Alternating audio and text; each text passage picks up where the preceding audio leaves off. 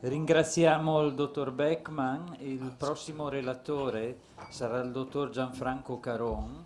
Ha avuto il merito una decina d'anni fa di portare in Italia una metodologia di cura francese che viene dalla Francia, che integra la medicina e la psicologia energetica. Si chiama nutripuntura e adesso ce la illustrerà. Grazie.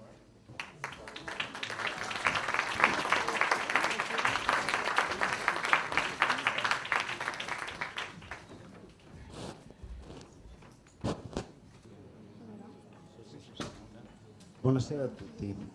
Eh, Sarete molto stanchi, magari dopo una giornata così impegnativa, e questo è un argomento piuttosto complesso, la nutripuntura. Io cercherò questa volta di darvi solamente, diciamo, una piccola introduzione e poi, se qualcuno sarà interessato, potremo approfondire vari argomenti collegati a questa metodica.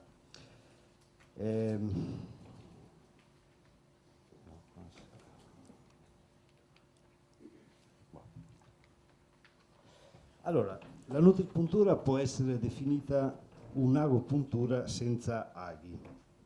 È basata sui principi molto antichi della medicina cinese, medicina orientale, ed è stata arricchita da ricerche che sono nate in Francia alla fine degli anni '80, in particolare dal dottor Véret, che proprio questi giorni era qui in Italia e siamo stati da lui per un seminario di approfondimento.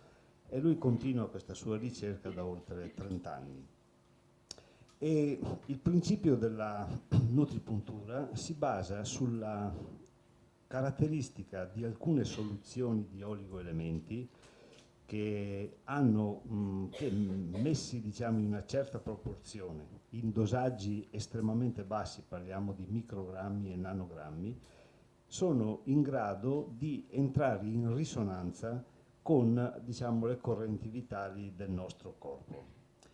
È un mezzo quindi innovativo che ci permette intanto di usare un metodo di comunicazione su questi meridiani, come in passato avevano provato a fare e ancora tuttora viene fatta attraverso gli aghi dell'agopuntura. Ovviamente questo mezzo innanzitutto non è invasivo, e poi ha delle caratteristiche estremamente più importanti ed innovative. E attraverso questo protocollo di comunicazione noi possiamo ristabilire le correnti vitali, cioè del nostro corpo, e cercare di migliorare l'espressione, diciamo, del benessere, della salute. Possiamo anche intervenire in patologie avanzate, ma soprattutto possiamo prevenire l'insorgenza di patologie future.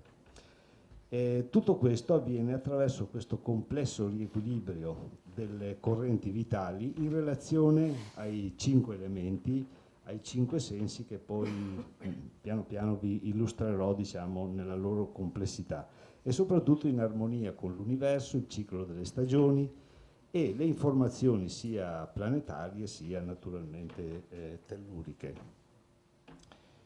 Quindi la nutripuntura nasce non come una terapia, ma come un modello di ricerca della vera realtà umana, cercando di porre al centro l'essere umano nella sua estrema complessità e soprattutto cercando di vedere la patologia non come un qualche cosa di esterno, ma come qualche cosa che diviene all'interno di noi e che possiamo correggere qualora ristabiliamo i principi che la natura avrebbe, diciamo, programmato da milioni di anni per il nostro benessere, ma che per qualche motivo possono essere deviate queste informazioni e quindi portarci verso uno stato patologico.